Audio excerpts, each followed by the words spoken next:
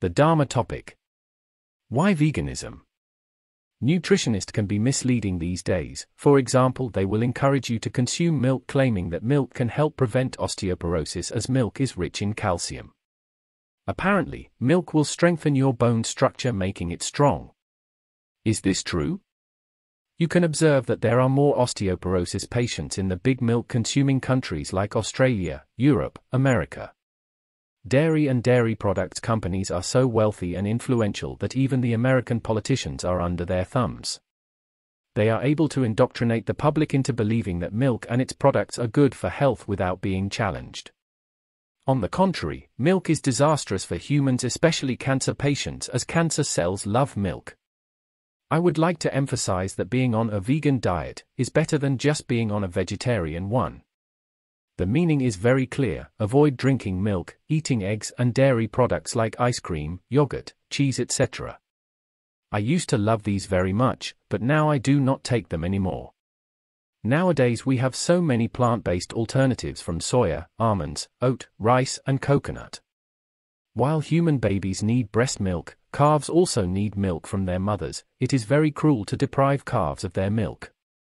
It is only natural for human babies to consume breast milk and not cow's milk.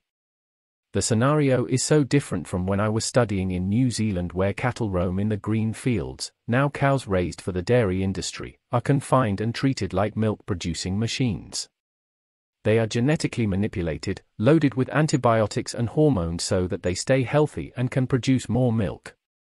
Cows suffer greatly in dairy farms. Male calves are allowed to live for 5 to 6 months before they are slaughtered. Veal is the meat of calves while beef is from older cattle. Generally, veal is more expensive. The COVID-19 pandemic may be strongly connected with factory farming of animals. Could this be our shared karma? You simply should not eat a lot of eggs, particularly egg yolks, where most of the cholesterol is located, said Michael Hill, MD, a professor of neuroscience at the Cummings School of Medicine at the University of Calgary in Canada. It is better not to eat eggs, because firstly, eggs consumption is associated with death from heart disease and cancers. Secondly, you are killing Mother Earth. I recalled that a student of the International Buddhist College was advised to boost his protein intake by eating eggs. I felt exasperated, as I know that eating eggs is not good. It can be seen that heart disease is very common among Westerners. Westerners have the habit of taking eggs and bacon sausages for breakfast. Thus, you would more likely to succumb to heart disease if your diet contains mainly meat, eggs, milk and dairy products. Recently, one of our Sangha members had to undergo a bypass due to severe blockage. Some people have no problem with eating unfertilized eggs since no life is taken.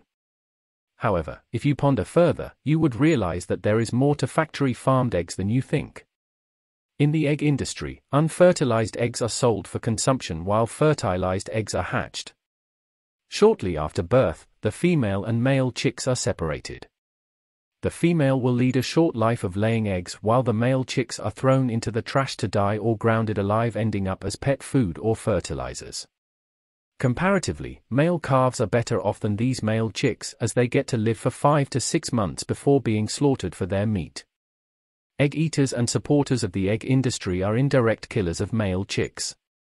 Thus, by not consuming eggs, meat, milk and dairy products, you are avoiding the suffering from the unwholesome karma of taking lives and destroying Mother Earth. The karma of taking life poses a big problem here, where male chicks are killed soon after birth and male calves can only live up to 5 or 6 months.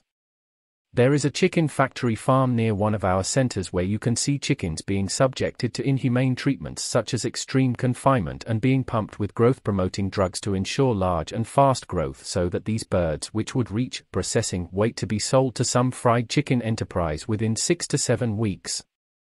From the Buddhist, humanitarian and health perspective, we should go on a vegan diet and not only be a vegetarian and stop eating meat, eggs, milk and dairy products.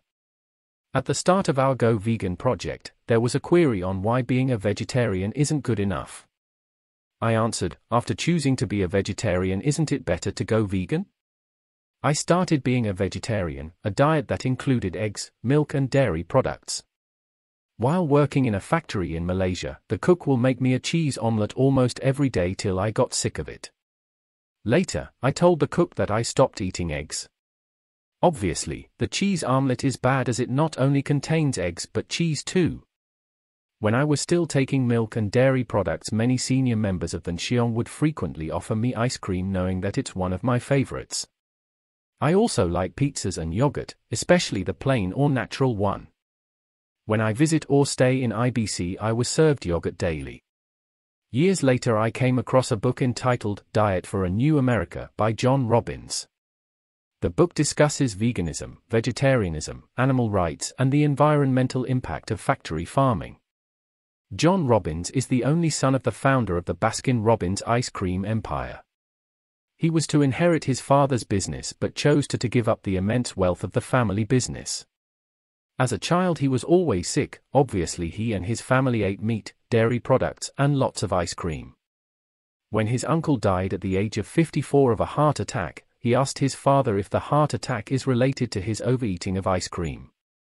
His father was furious and denied it fervently and forbid him to ever mention it again. John knew that there was something very wrong with their diet, thus he set out to research on their diet and found alarming answers to his questions. After all the research, he concluded was that the common diet in his country is 1. The main cause for major health problems, and 2. Detrimental to the environment. He and his wife decided to move away to stay on an island, grew their own food and lived a simple life by choice with only $500 per annum. He firmly refused to accept any support from funds generated from his father's business. Later, he wrote the book Diet for a New America, which soon became a bestseller at that time. His book outlines the ethical, environmental, and health implications of animal factory farming and dairy-based ice cream being part of the global problem we are facing now. Though his book directly criticized the dairy industry that supported his father's business, ironically it saved his father eventually. According to John, his father, Robbins Sr., immediately changed his diet after reading the book when he was knocking at death's door and ended up living 20 more healthy years. Born on October 26, 1947, age 74 years, Robbins currently manages the Food Revolution Network that assists others to regain their health via a plant-based lifestyle and reinforce the health of the planet with his son, Ocean. Age 48 years. We should read John's book. It was not easy to get the first edition of the book.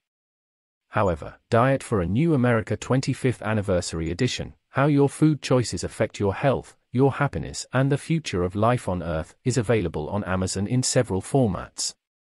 You can also learn about his story from YouTube. We eat to live, and there is a strong relationship between humans and food, thus the saying, "We are what we eat." Great Dharma masters in China had the ancient wisdom that the food we eat is connected to the mind, community, and ecology, thus they advocated a vegan diet for the monastics. Food is now no longer seen as something to satisfy our hunger, taste buds and desires. With rising campaigns on the how food is connected to our health and environment, more and more Westerns are going vegan. Whatever their motives or approaches, the outcome is the same.